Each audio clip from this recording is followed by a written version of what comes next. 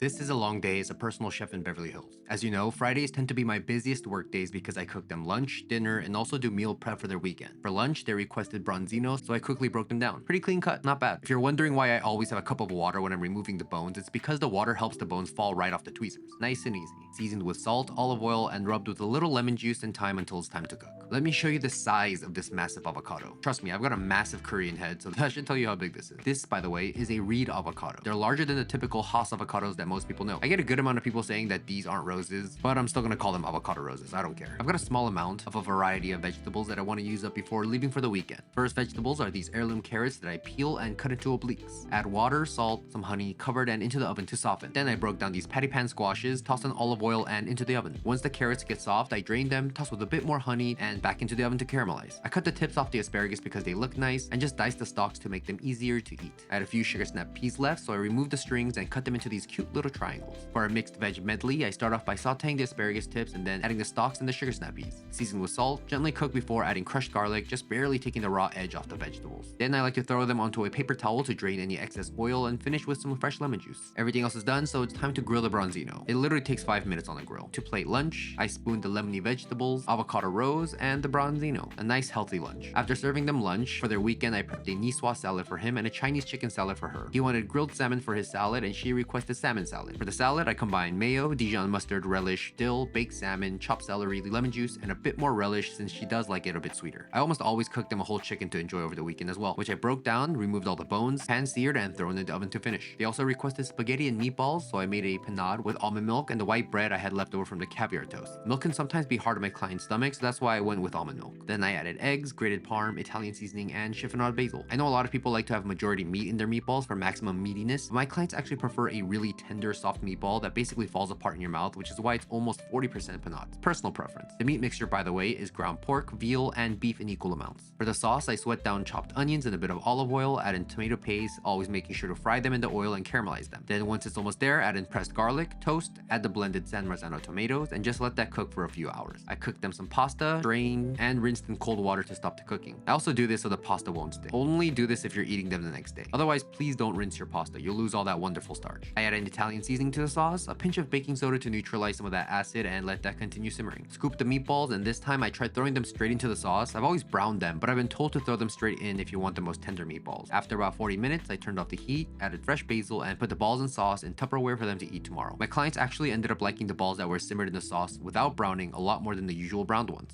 And finally for dinner, they requested the grilled chicken paillard with the last of the salad Murillo sauce, tomato cucumber arugula salad, tossed in a balsamic dressing. A lot of cooking done today. Excited for the weekend.